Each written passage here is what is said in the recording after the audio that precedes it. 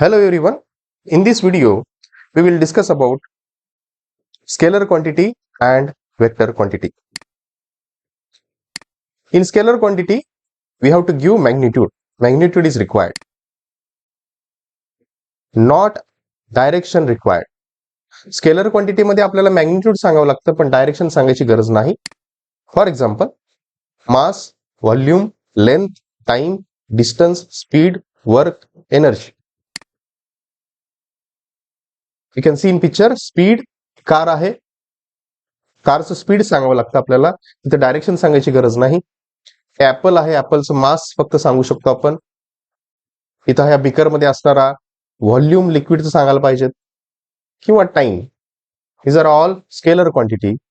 तिथं मॅग्निट्यूड हे इम्पॉर्टंट आहे, तिथं दिशा सांगायची गरज नाही. किंवा सोपं एक्झाम्पल, एखाद्या व्यक्तीने तुम्हाला विचारलं तुमचं वजन किती आहे, आपण काय सांगतो? माझं वजन 50 किलो आहे. आपण असं सांगतो का माझं वजन पूर्व दिशेला तोंड केलं 50 किलो आहे, पश्चिमेला केलं तर 50 आहे किंवा 55 आहे, उत्तरेला केलं तर 60 आहे?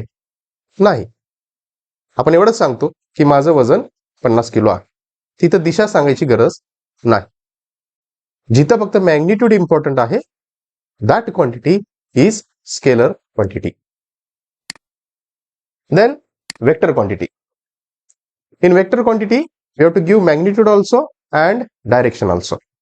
म्हणजे एखाद्या व्यक्तीने तुम्हाला विचारलं किंवा एखाद्या व्यक्तीने तुम्हाला सांगितलं की दरवाजा उघडून आत रूम मध्ये ये, तर आपल्याला दरवाजा तो उघडताना पाहावं लागतं की त्या दरवाजावरती पुल लिहिलंय का पुश लिहिलंय.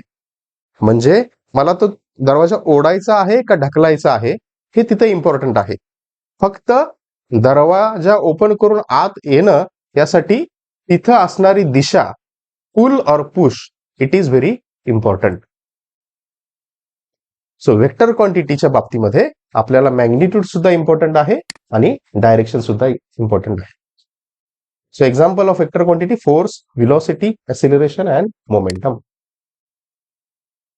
कारच्या बाबतीमध्ये स्पीड असेल तर तिथं फक्त मॅग्निट्यूड इम्पॉर्टंट आहे, पण व्हेलॉसिटी जर मी म्हणत असेल तर व्हेलॉसिटी मध्ये मला ती कार कोणत्या दिशेला चालले, लेफ्टला चालले, राईटला चालले, सरळ रेषेत चालले, ते मला डिफाईन करायला लागेल.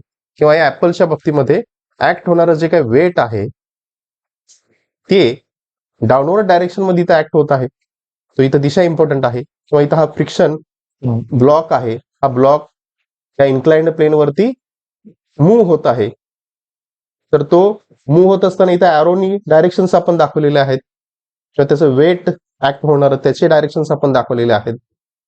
So all these are vector quantities. In terms of a vector quantity, magnitude and direction both are required, but in case of a scalar quantity only magnitude is important. तिथं फक्त magnitude हे जास्त महत्वाचं आहे.